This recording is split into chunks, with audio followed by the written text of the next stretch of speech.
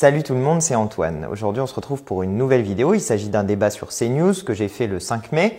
Et c'était un débat consacré aux questions de police et à la gestion du trafic de drogue, notamment autour des questions autour de Stalingrad et du crack à Stalingrad.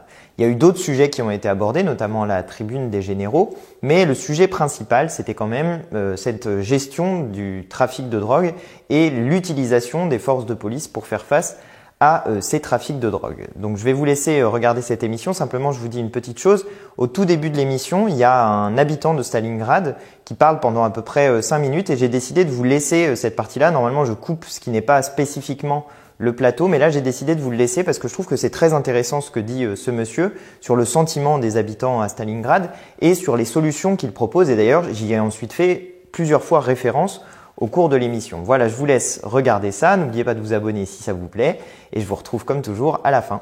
Mes invités, Antoine Léaumont, bonjour. Merci d'être avec nous. Vous êtes responsable de la communication numérique de la France Insoumise. Maître Laurent Hénard, bonjour. Avocat, président du mouvement radical. Bérangère Couillard, bonjour. Porte-parole En Marche à l'Assemblée nationale et député de Gironde. Éric Revel, éditorialiste politique, bonjour. Merci également d'être avec nous. Je voudrais tout de suite qu'on aille à Stalingrad justement pour savoir ce qui s'est passé hier soir et quelle est la situation. Ensuite, on est en direct avec Frédéric Francel qui est membre du collectif Paris 19. Bonjour. Merci beaucoup d'être en direct avec nous. Alors, on a vu cette police déployée hier en fin d'après-midi, et puis les images qu'on vient de voir, c'est que finalement le soir, tout a recommencé. C'est un peu désespérant pour vous, je suppose, de voir ça.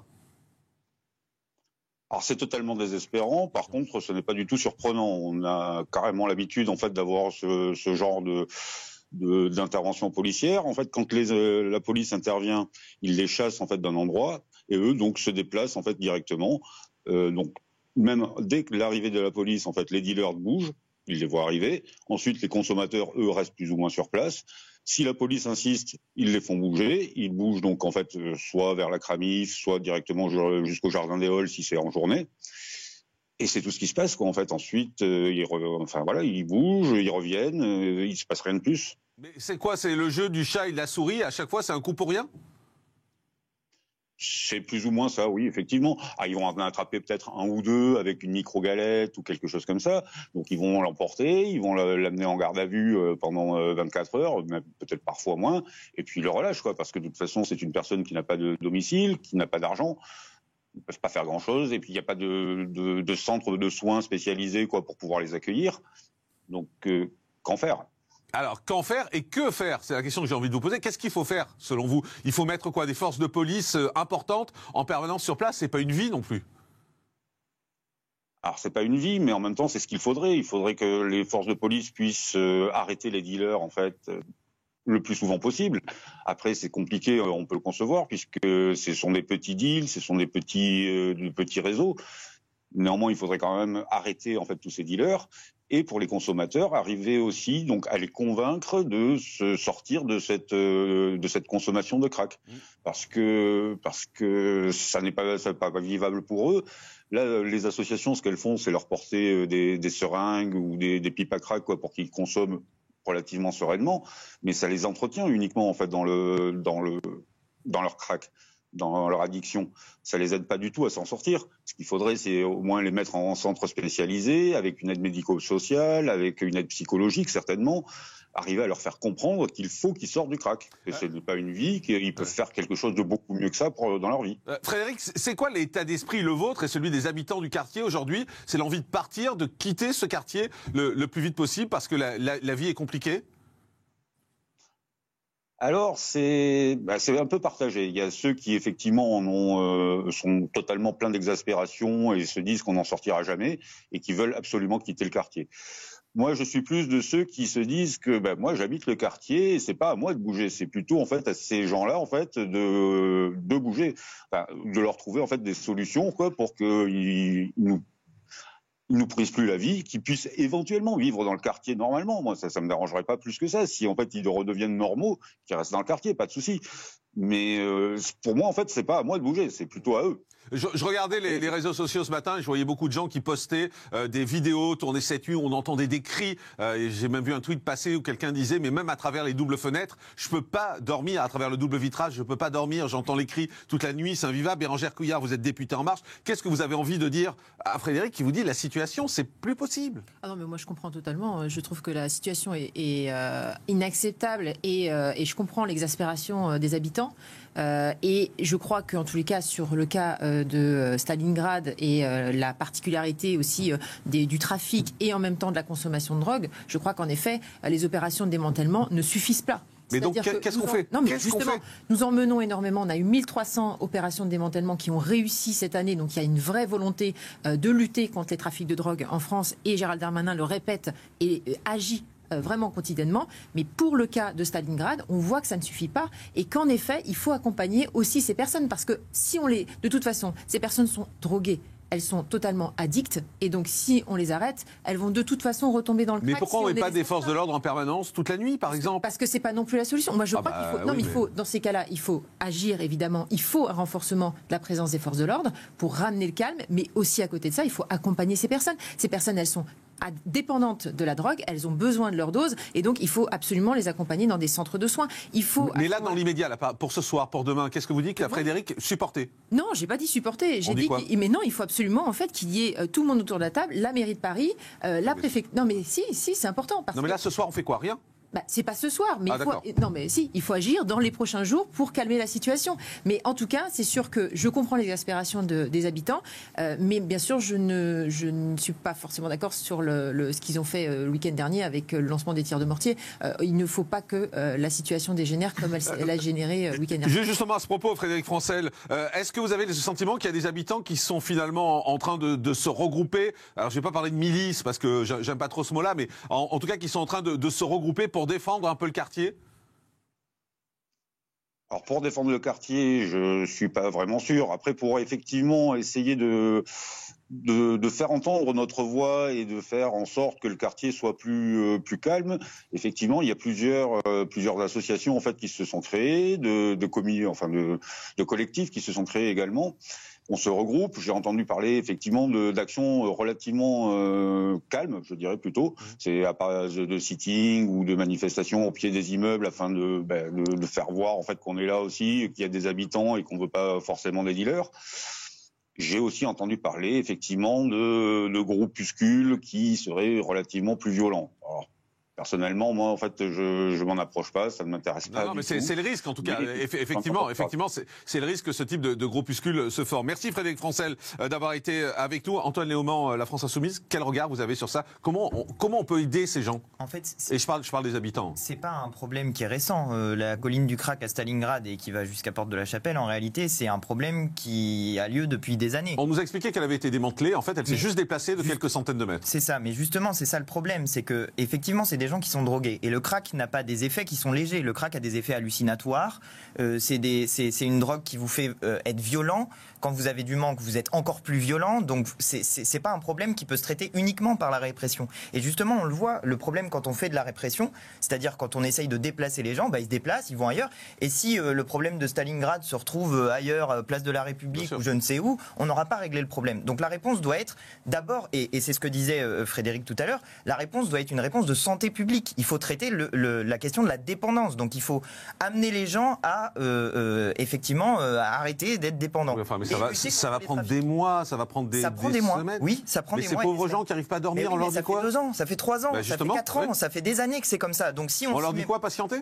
On peut pas juste dire. Je veux dire, la solution qui consiste à déplacer les gens quand il y a un problème n'est pas une solution n'est pas non plus une solution. Vous n'êtes pas pour envoyer de la police, par exemple, que la police passe la nuit dans. Non, je suis pour que effectivement la police peut faire quelque chose. C'est d'éviter que s'il y a des gens qui se font agresser parce qu'il y a des gens qui sont drogués, qui deviennent violents, la police peut avoir un rôle de protection. Mais quand des gens sont drogués, il faut vraiment voir ça comme un problème de santé publique. C'est désespérant. Honnêtement, c'est désespérant. Je sais que c'est désespérant, mais sauf que si on veut traiter ce problème et si on veut le faire de manière sérieuse pour les habitants, et c'est d'ailleurs ce que demande Frédéric, parler de centres de soins. C'est comme ça qu'il faut traiter le problème. Laurent Hénart. Oui, moi je pense que d'abord il faut réagir parce que c'est sur ce type de situation que des mouvements comme le Rassemblement national prospèrent, avec l'idée qu'il y en a marre et qu'il faut agir vite. Deux remarques rapidement. La première, il y en a marre, vous êtes d'accord? Oui. Deux remarques rapidement. La première, c'est qu'on laisse à Paris, en tout cas, la police nationale seule. Voilà. À Nancy, j'avais développé une police municipale. Elle était armée, elle avait des outils de vidéosurveillance. Je le dis pourquoi? Parce que la police municipale ne remplace pas la police nationale. Et évidemment que la lutte contre les trafics, c'est l'État et la police nationale. Simplement, elle peut faire de l'îlotage. Elle peut regarder comment les gens commencent à s'installer quelque part, comment un trafic commence à se faire, comment la nuit il se passe des choses étranges qui peuvent troubler un quartier. Et donc, si elle est bien articulée avec la police nationale, eh ben, elle a un rôle d'anticipation, de prévention, d'action. Puis deuxièmement, il y a un sujet qu'on a déjà souvent évoqué avec vous, c'est les moyens très faibles, depuis 10 ou 20 ans en France, sur la chaîne de justice. Est évoqué, c'est vrai que c'est un problème de santé publique, je suis d'accord. L'addiction à des drogues comme le crack, c'est un problème de santé publique. Oui. Mais le problème, c'est que derrière, il faut des unités spécialisées, il faut des moyens, et il faut surtout quand même que ça passe par la case justice. Il faut qu'il y ait une condamnation, puis que le juge puisse prescrire le soin. Non, mais je vous entends tous sur ce plateau, excusez-moi, enfin, on est hors sol. Excusez-moi, on est hors sol. Non. On est hors sol, c'est pas la réponse pour les habitants aujourd'hui. Les habitants, vous leur dites, mais non, oui, d'accord, la police municipale, oui. Non, mais je parlais de dire, on va traiter les drogués. Excusez-moi, mais les gens qui sont là, la réponse que vous leur faites, c'est, on va les soigner, peut-être dans 3 mois, dans 6 mois, dans 1 an, ils seront plus là. Je rappelle ce que j'ai dit. Ce que j'ai dit, c'est qu'à Paris, vous avez des habitants particuliers. Dans l'immédiat, on fait quoi? Dans l'immédiat, il faut que la police nationale intervienne plus, mais la décision de la ville de Paris de développer une police municipale, elle arrive bien tard. Il y en a dans toutes les communes de France, dans toutes les grandes villes de France. C'est parce qu'on l'a poussé, c'est parce qu'on l'a voté. Exactement. Éric Revel, là-dessus, quand même, moi j'ai le sentiment que on est là et puis on fait des belles phrases. Oui, il faut les soigner, voilà. Oui, alors je voudrais pas paraître un peu trop dur, mais c'est vrai que quand on voit ce qui se passe à Stalingrad, on se dit les habitants, ils ont besoin d'une réponse du jour au lendemain, pratiquement, parce que tous les jours, toutes les nuits, ils ne dorment pas. C'est ça leur problème au quotidien. Mais je voudrais vous faire partager quand même quelque chose, c'est que ce qu'on constate à Stalingrad, c'est vrai un peu partout en France. Alors pas à ce niveau-là. C'est un exemple. Si, Laurent, si. Non, mais vous le savez sans doute, à Nancy, dans le sud de la France, il y a eu des unes de faites par des grands quotidiens de PQR où on voit que le trafic de drogue se développe partout dans le pays, et que le lien entre trafic de drogue et violence, c'est pas un problème seulement à Stalingrad. C'est le problème le plus patent et le plus actuel. C'est un problème général de la société française. Il y a des mafias qui s'organisent. On le sait, on a souvent montré du doigt, parfois en les stigmatisant, certaines banlieues où il y avait du trafic de drogue. Mais en réalité, chers amis, prenez conscience d'un fait, c'est que ça se développe partout sur le territoire. Et que le lien entre drogue et violence, c'est un problème à Stalingrad aujourd'hui, mais si vous regardez bien ce qui se passe dans le pays ailleurs, vous retrouvez les mêmes phénomènes. Mais alors, je pose une question sur le bandeau que vous voyez en bas, il y a écrit « La police impuissante », point d'interrogation. La police est impuissante? Non, mais il y a deux problèmes différents. La question du crack est vraiment très spécifique, encore une fois, je le répète, parce que c'est une drogue qui a des effets biologiques qui sont extrêmement puissants. Donc cette question-là, je suis désolé, effectivement c'est difficile à entendre, mais si on veut la traiter vraiment, on ne peut pas faire juste des réponses de court terme, il faut faire des réponses de long terme. Ils veulent la paix, ces gens-là, ils veulent la sécurité, ils veulent pouvoir dormir la nuit. Si vous voulez la paix et la sécurité, il faut traiter le problème à la racine, c'est comme ça qu'il faut le faire. Et je pense que les habitants, et d'ailleurs c'est ce que disait Frédéric, sont d'accord avec ça. Mais il y a un deuxième problème, effectivement, qui est celui du trafic de drogue. Et pour lutter contre le trafic de drogue, moi je suis favorable à libérer des forces de police. En faisant comment? En légalisant le cannabis. Parce que 56% de l'activité de la police, c'est du contrôle de cannabis. Contrôle de boulettes, contrôle de ce genre de choses. 55% de l'activité? 56% de l'activité de la police. C'est-à-dire la moitié de l'activité. Oui, mais c'est le chiffre. Non, je dis ça me paraît beaucoup que la moitié de l'activité de la police soit là pour contrôler le cannabis. Ça paraît énorme. C'est le cas. La moitié de l'activité de la police, c'est du contrôle de cannabis. Écoutez. Ah, en matière de stupéfiants, d'accord. Non, la moitié des actes de terrain, c'est du contrôle de cannabis, en particulier avec des choses comme la BAC, qui ne sont pas utiles pour faire du démantèlement. Si on veut lutter, des gros trafics, si on veut aller jusqu'au bout de ce problème de la drogue et qu'on veut démanteler les gros trafics qui sont aussi associés à du trafic d'armes, qui sont des gros trafics, alors il faut libérer des forces de police pour faire ça. Et l'une des solutions est de légaliser le cannabis. En tout cas, je note qu'autour de cette table, personne n'a de réponse pour les gens. Voilà. Qu'est-ce qu'on fait là? La réponse, j'ai l'impression de parler dans le vide, excusez-moi, tous les quatre. La réponse pour des habitants de Paris, c'est quand même... Pour ce soir, on fait quoi? Pour ce soir, c'est la police nationale qui est encore en ligne, mais la réponse pour des habitants de Paris, pour qu'ils aient plus de tranquillité publique, c'était quand même de développer le plus vite possible et le plus massivement possible une police municipale qui s'articule. Et c'est un réseau de vidéo. Ce ne sera pas ce soir, ce ne sera pas demain, et ce ne sera pas dans 6 mois. C'est un réseau de vidéosurveillance. Et c'est un réseau de vidéosurveillance. Je rappelle que quand vous développez de la vidéosurveillance, ceux qui généralement sont les premiers gênés et qui d'ailleurs essayent souvent de casser le matériel, ce sont les trafiquants de drogue. Parce que maintenant, c'est un moyen d'enquête et de preuve. Il y a des outils sur la table. Éric et Bérangère Couillard. Le risque, parce que c'est un tabou et vous l'avez abordé, Jean-Marc, sur la pointe des pieds, mais le risque, c'est de voir finalement les habitants de ce quartier se débrouiller eux-mêmes. C'est ça le risque. Et là, on est dans un engrenage extrêmement dangereux. Donc s'il n'y a pas de réponse des pouvoirs publics, y compris en matière de répression et de force de l'ordre, le risque que vous avez, ce sont des gens qui vont s'armer ou qui vont aller faire le coup de poing eux-mêmes. Évidemment. La société et alors c'est illégal, on va pas dire qu'on les comprend, mais bon. On va dire que ce sont des fachos, on va dire... Mais non, c'est pas ça. Mais ça donne l'impression qu'on découvre le problème. Enfin, ça fait 2 ans, 3 ans, 4 ans qu'il y a ce problème. Donc effectivement, là, ce que je vous dis... Et ça fait 2 ans, 3 ans, 4 ans que ça continue, justement. Excusez-moi, ça continue. Je suis d'accord avec vous, mais précisément ce que je vous dis là, en disant il faut accompagner les gens qui sont drogués, si ça avait été mis en place il y a 3 ans, la réponse de court terme, vous l'auriez maintenant, parce que le problème serait réglé. La vérité, c'est qu'on a une vision très jacobine des choses. Ça touche un quartier de Paris, donc ça devient un événement national. Mais aussi parce que les gens envoient des mortiers. Laurent Hénard le sait très bien.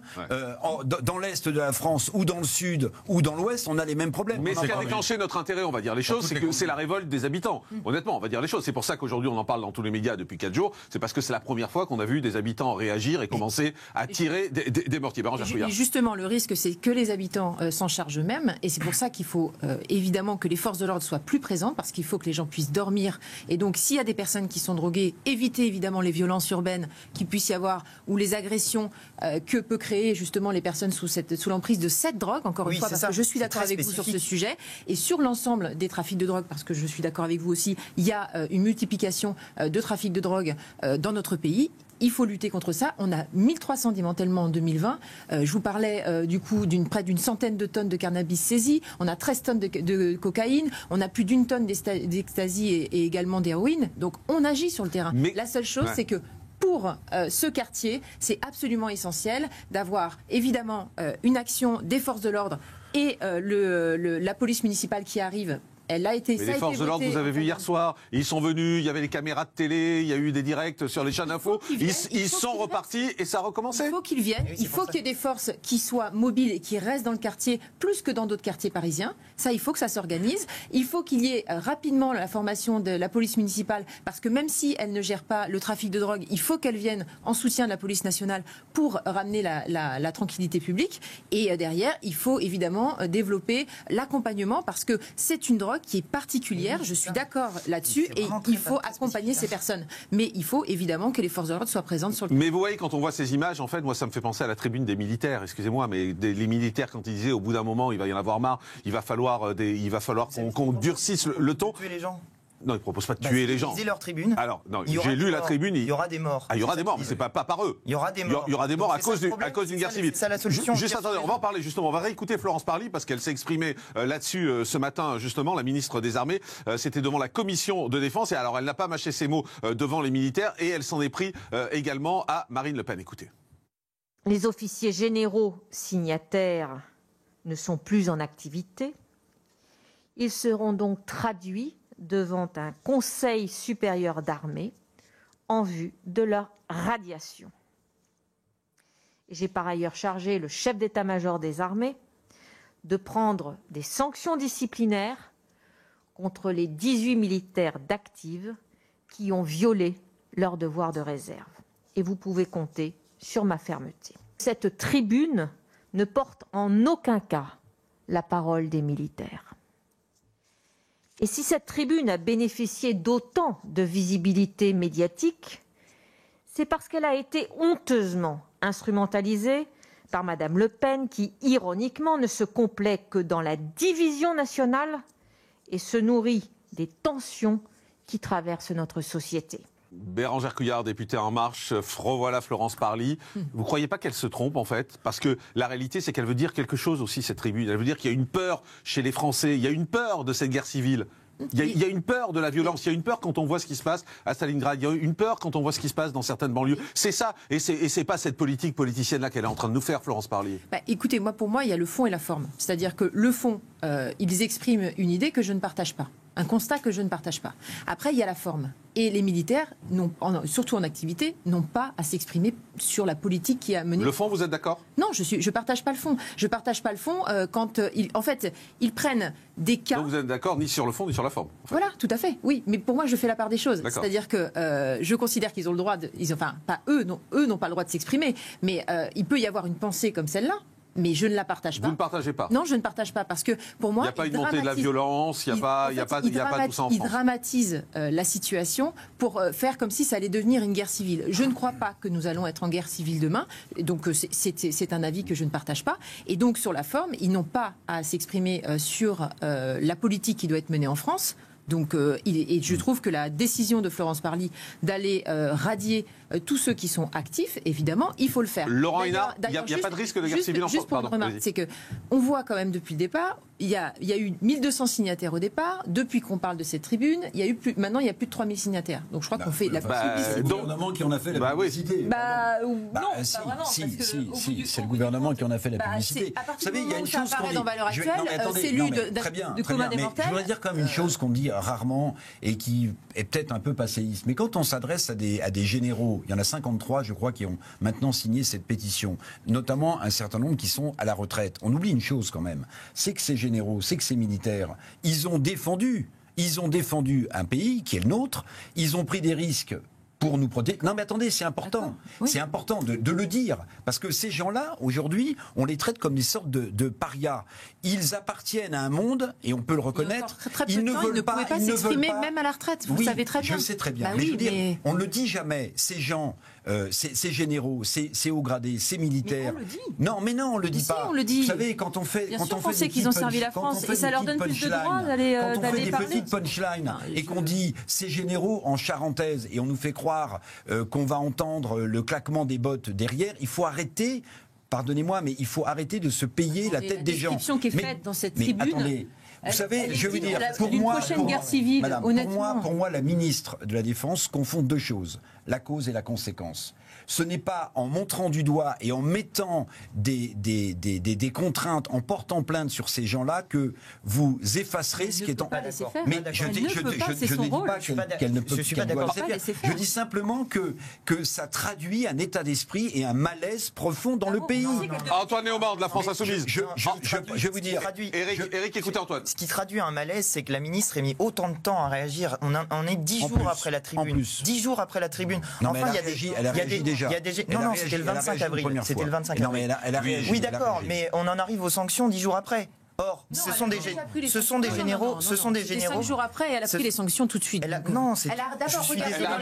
appelé à prendre des sanctions. Effectivement. Oui, tout à fait. Quand les généraux à Alger ont commencé à faire un putsch et à aller pas le parallèle. Mais si, on va faire un parallèle. Non, mais arrêtez. Je suis dans la lignée politique. Oui, je suis dans la lignée politique. Là, vous faites une analyse politique. Non, c'est pas une analyse. Dans la France, il faut faire une analyse.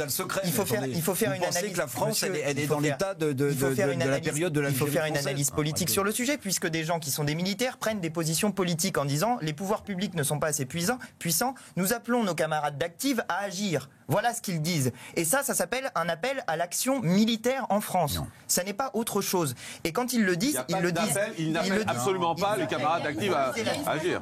Non. Mais je l'ai lu. Ils appellent leurs camarades d'active à agir. Parce que sinon... Je suis désolé, non. Sinon, disent-ils, ça se fera de toute façon, il y aura des morts et ce seront les pouvoirs publics qui l'auront sur la conscience. Ça s'appelle... Ils disent qu'ils pourront être amenés à agir. Ils ne les appellent pas à agir. Je suis désolé, ça s'appelle un appel à l'action militaire en dehors de la demande du politique. Donc c'est un appel au putsch pour vous, c'est ça ? Ça n'est pas un appel au putsch, c'est un appel à l'action militaire. Je fais très attention aux mots que j'utilise. Mais ça, dans une démocratie, dans un état de droit, ça n'est pas possible. Parce que dans l'état de droit, c'est le politique, c'est-à-dire le peuple en théorie, même si même si les politiques s'en éloignent de plus en plus, c'est le peuple qui commande l'armée. Dans une situation différente, on n'est pas dans un régime de l'état de droit, on est dans un régime militaire. Ça n'est pas la même chose. Donc, il y a un problème qui est posé par cette tribune de généraux. Et moi, je pense que Mme Parly a mis beaucoup trop de temps à agir. Et le silence de M. Macron sur le sujet, qui est censé être le chef des armées... On lui demande de garder sa place et après on lui demande de s'exprimer sur tout. C'est le chef des armées, c'est la constitution de la chef des armées. Mais la chef des armées, c'est Florence Parly. Quand De Gaulle est menacé en 61 par le putsch des généraux... Enfin, c'est un parallèle quand même un peu hasardeux, quoi. Réécoutez ce que dit De Gaulle. Réécoutez ce que dit De Gaulle. Leur devoir est de servir et d'obéir. Voilà ce qu'ils doivent faire. Laurent Hénard. Oui, moi je voudrais. Enfin, moi ce qui m'intéresse avant tout, c'est la République quand même. Hein. Et non, mais cette tribune, elle fait quand même écho à une situation de l'opinion où quand vous interrogez des Français, vous leur dites, vous trouvez pas que c'est le bordel, ils vous disent oui. Vous trouvez pas que ça fait trop longtemps que rien ne se fait, ils vous disent oui. Et quand vous leur dites même, est-ce qu'il faudrait pas envoyer l'armée dans les quartiers, ce qui est une option que je ne défends pas en tant que radical, c'est une option que je combats en tant que. Non, mais Samia Ghali, sénatrice apparentée socialiste, avait demandé il va dans votre sens. Juste terminer le sujet. Ils vous disent oui. Voilà. Donc il faut mesurer. Et moi, je pense que le Rassemblement national est aux portes du pouvoir. Je pense que les extrêmes montent et qu'il faut qu'on entende cette situation qui, en plus, est amplifiée et déformée par cette espèce de contexte épidémique où les gens sont à moitié libres, à moitié cadenassés chez eux. Mais quand on entend Florence Parly qui dit on va sanctionner, c'est ça la réponse aujourd'hui qu'on attend, vous pensez? Mais non, c'est pas la réponse qu'on attend. Mais non, parce que c'est pas la réponse au problème. Ça, je voudrais terminer mon problème. Les mêmes Français qui veulent de l'ordre, ils doivent quand même être attachés à l'exemplarité de ceux à qui on confie du pouvoir. Je veux dire, les magistrats ont un statut, des droits, des servitudes. Les militaires ont un statut, des droits, des servitudes. Les élus ont un statut, des droits, des servitudes. Et je veux dire, l'ordre républicain, c'est pas seulement intervenir pour garantir la sécurité, c'est aussi que ceux qui sont investis par l'État de responsabilité et de pouvoir respectent les obligations. Vous savez, ça me fait penser aux petits singes qui se cachent les yeux, en fait. On dit, oh là là, c'est des militaires qui ont dit ça, c'est pas bien. Mais le fond, il existe. Le problème, il existe. Ce que conteste Florence Parly en tant que ministre des Armées, ça n'est nullement le fait que ses propos soient tenus. L'état des lieux, vous le partagez ou pas? Moi, je pense qu'effectivement, sur matière de sécurité, on a des indicateurs au rouge. On a surtout un sentiment dans la population qui est très dangereux. Des propos, ça va beaucoup trop loin dans cette tribune. Antoine Léaumont, moi, je voudrais savoir si à la France insoumise, vous partagez l'état des lieux. Militaires actifs à leur statut, quand même. C'est aussi l'ordre républicain. Antoine, vous partagez l'état des lieux à la France insoumise? Je partage effectivement la distinction que vous faites entre le sentiment d'insécurité et l'insécurité réelle. Parce que si on regarde les gens à Stalingrad, ils n'ont pas un sentiment d'insécurité. On en a parlé tout à l'heure de Stalingrad, mais si on regarde les chiffres de la délinquance, en réalité, n'augmentent pas de manière énorme. Donc il y a un sentiment d'insécurité, sentiment qui est largement alimenté par ce genre de il y a aussi une exaspération face aux choses qui ne se résolvent pas. Je suis d'accord sur le fait qu'il faut y répondre. Or, on y répond avec des moyens. On n'y répond pas en disant je suis d'accord, mais juste vous ne partagez pas le constat qui est fait par les militaires, c'est-à-dire qu'on a quand même aujourd'hui une insécurité galopante. C'est magique. On a l'impression qu'il n'y a aucune décision politique qui est prise jamais nulle part. Or, des policiers, on en a supprimé 10 000 depuis M. Sarkozy. On en a supprimé. Vous donnez raison aux militaires, là. Mais je vous dis que si on veut de la sécurité, il faut du service public. Il faut du service public. Mélenchon avait expliqué qu'il voulait une police. Attendez, pas tous en même temps. S'il vous plaît, attendez, pas tous en même temps. Je vais répondre sur ce point spécifique pour faire une mise au point. Non, mais attendez, je voudrais qu'on finisse sur votre... On va pas partir dans tous les sens. On va pas partir dans... Vous allez répondre dans un instant. Attendez, Eric, s'il vous plaît, un instant. Juste, vous allez répondre. La première question, c'est un sentiment d'insécurité qui monte et pas une insécurité qui monte. L'insécurité monte pas en France pour vous. Les deux problèmes sont à traiter. Il y a un sentiment d'insécurité. Laissez-le répondre. Il y a un sentiment d'insécurité qu'effectivement il faut traiter. Moi, je vous ai fait deux propositions très concrètes. Légalisation du cannabis pour libérer des forces de police et traiter la question de la drogue. Première chose. Deuxième chose, augmenter les moyens de la police et notamment refonder la police pour arrêter de faire du flagrant délit et faire du traitement par des enquêtes pour aller dans le fond des problèmes et traiter la question. Ensuite, sur l'armement de la police, je vous réponds. Nous avons dit et toujours dit, et nous le répétons, que nous ne souhaitons pas que la police soit armée pour la gestion des manifestations. Il y a des forces de police qui sont armées, qui ont un rôle spécifique, notamment des forces comme pas le GIGN, mais ceux de la police qui y correspondent, qui sont GIPN, merci beaucoup, dont il est logique qu'ils soient armés. Mais ils peuvent être armés dans les banlieues, pour être très clair, quand ils interviennent sur des cas comme ça. On va pas tirer sur les gens. C'est ça qu'on veut. Être armé, non, mais parce que vous parlez des manifestations. Ben, quand il s'agit de démanteler du trafic d'armes, il semble assez logique effectivement que les policiers soient armés. Quand ils vont démanteler, quand ils vont dans les banlieues, qui se font lancer des frigidaires sur la figure, ou quand ils se font lancer des cuisinières sur la figure, ils sont pas armés. Si, mais par exemple quand il s'agit de gérer des manifestations, on a gilets jaunes. Mais précisément, quand il s'agit de gérer des manifestations, quand les gilets jaunes manifestent. Non, mais on a compris la manif. Moi, je vous parle des banlieues. J'ai compris la manif. On tire avec des armes de guerre sur les gilets jaunes. J'ai compris la manif. Quand ils vont dans les banlieues, on peut les armer.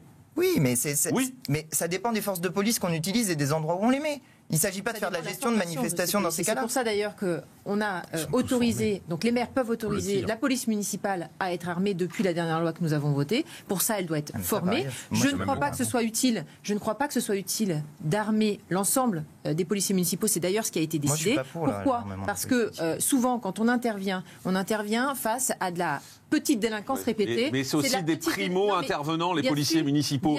C'est les premiers qui interviennent. Et souvenez-vous à Nice. On envoie les policiers municipaux lutter contre des terroristes. C'est qu'on se retrouve souvent. Non, mais des fois, ils tombent nez à nez avec. Attendez, pas tous en même temps. On se retrouve souvent face à un groupe de jeunes garçons, ou souvent des garçons. Je n'imagine pas que la police tire sur des jeunes de 15 ans. Mais ils sont responsables, ces gens-là, excusez-moi. Mais les policiers municipaux, c'est les primos intervenants, y compris quand il y a des attaques, quand il y a des attentats. Il faut qu'ils puissent se défendre. Oui, mais vous allez pas. Un policier ne va pas tirer lorsque, par exemple, il y a des tirs de mortier. Non, il ne va pas tirer sur des tirs. Oui, mais c'est ce qui se passe aujourd'hui. C'est ça la délinquance qui se passe dans les quartiers. Je parle des mineurs, par exemple. Il y a beaucoup de mineurs. Mais vous êtes contre les policiers municipaux armés ? J'ai pas dit ça. Je vous ai dit. Non, mais ma question, c'est ma question. On l'a autorisé. On l'a fait voter. Je l'ai voté moi-même. Donc les policiers municipaux peuvent être armés. Mais bien sûr qu'ils peuvent être. Et Antoine Léaumont, vous êtes contre ? Moi, je suis contre l'armement de la police municipale et je vais vous dire pourquoi. Ça prend une minute. Mais je pense qu'il faut doser. Historiquement, l'État s'est constitué autour du monopole de la violence physique légitime. C'est-à-dire que l'État se constitue autour de ça. Sinon, ça s'appelle l'anarchie. Exactement. Sinon, ça s'appelle l'anarchie. Et si l'État, laissez-moi, je vous ai demandé juste une minute pour pouvoir aller jusqu'au bout. Si jamais on va jusqu'au bout de la logique de l'armement de la police municipale, si jamais on va jusqu'au bout de la diminution du service public d'État, ce qui se dilue, c'est l'État à la fin. Et moi, je ne suis pas pour. C'est l'État de droit. Moi, je ne suis pas pour. C'est pas toujours ce qui est défendu par la France Insoumise. Je vous trouve bien raisonnable. Les communes, c'est l'État de droit. Parce que franchement, écoutez, j'écoute vos collègues à l'Assemblée nationale. Je vous assure qu'ils n'ont pas le même discours que vous. Attendez. Juste Antoine Léaumont, vous êtes d'accord qu'à Nice, par exemple, quand il y a eu l'attaque, pardon ? Je vais vous parler. Oui, quand il y a l'attaque, c'est les policiers municipaux qui étaient les premiers intervenants. Jean-Marc sont les premiers, parce que dans l'attentat qui a quand même coûté la vie à 3 personnes dans la basilique à Nice, il y a des boutons de sécurité. Vous savez, Nice, c'est une ville extrêmement sécurisée. J'espère que vous admettrez ce point. Il y a des vidéos et il y a des boutons d'alerte. Et il y a une personne qui, juste en sortant de la basilique, a pu appuyer sur un bouton d'alerte pour la police nationale, qui a fait que la police nationale est arrivée immédiatement. Municipal.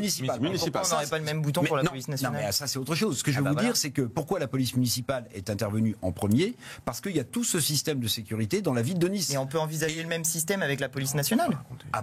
Mais pourquoi pas ? Mais alors ça veut dire plus d'hommes à la police nationale. Juste Laurent Hénard. Attendez, je voudrais qu'on écoute Laurent Hénard qui répond. Comme maire, moi j'ai pris la décision d'armer ma police municipale. Et honnêtement, je ne l'avais pas dans mon programme d'élection en 2014. Pourquoi est-ce que je l'ai fait ? Parce que on a développé les effectifs, on leur a fait non, je vous remercie quand même de penser que je suis capable de dire non à une requête qui ne me paraît pas légitime, mais d'en approuver une qui me paraît légitime. Donc on a développé les effectifs, on a fait travailler la police municipale aussi de nuit, articulée avec la police nationale pour des questions de tranquillité et de prévention. Et la montée du terrorisme, mais pas seulement ça, la montée des violences qu'on évoque dans les quartiers. Il n'y a pas que les terroristes qui font une violence primitive, le type avec un couteau comme ça dans la rue du jour au lendemain. Et là, c'est quelque chose, on vient de le dire, qui se développe de manière plus globale. Mes policiers municipaux, souvent parce qu'ils patrouillent, parce que je leur donne un travail d'îlotage, de prévention, de présence sur le terrain, ils se retrouvaient confrontés avant la police nationale à ce type de difficultés. Ils doivent porter secours, c'est dans leur serment. Et il faut aussi qu'ils aient les moyens de se défendre. Je pense que c'est hélas une réalité maintenant à laquelle on est confronté. Merci Laurent Hénard. Voilà, comme toujours, j'espère que ce que j'ai dit dans cette émission vous a plu, vous a intéressé. Si c'est le cas, je vous invite à laisser des pouces bleus et à partager cette vidéo. Je vous invite aussi à vous abonner à ma chaîne en n'oubliant pas de cliquer sur la petite cloche pour recevoir des notifications. Et puis comme toujours, je vous invite aussi à me dire dans les commentaires ce que vous en avez pensé parce que moi ça m'aide beaucoup à progresser. Je regarde beaucoup ce que vous me dites, je réponds parfois aussi quand j'ai le temps. Et ça m'intéresse toujours beaucoup de savoir ce que vous dites. D'ailleurs, j'en profite pour dire à celles et ceux qui ont regardé la vidéo sur Napoléon, puisque ce débat sur CNews que j'ai fait était ensuite suivi d'un débat sur Napoléon, que j'ai mis en ligne hier parce que c'était l'anniversaire du bicentenaire de sa mort. Je dois dire que vos commentaires sont très intéressants et je les regarde avec beaucoup de passion historique. Je ne sais pas si vous le savez, mais moi c'est quelque chose qui me passionne, l'histoire et l'histoire de France en particulier. Et donc je suis très intéressé par vos commentaires parce qu'ils dévoilent aussi de ce qu'on peut dire ou pas de Napoléon. Je trouve ça hyper intéressant en fait. Voilà, ça m'intéresse beaucoup. Je ne sais pas trouver un autre mot, mais ça me fait beaucoup rire, mais dans le sens positif, ce débat historique autour de Napoléon. Voilà, j'arrête là parce que sinon je vais continuer à parler des heures d'histoire. Et je vous dis comme toujours à très bientôt pour de nouvelles vidéos. Allez, salut!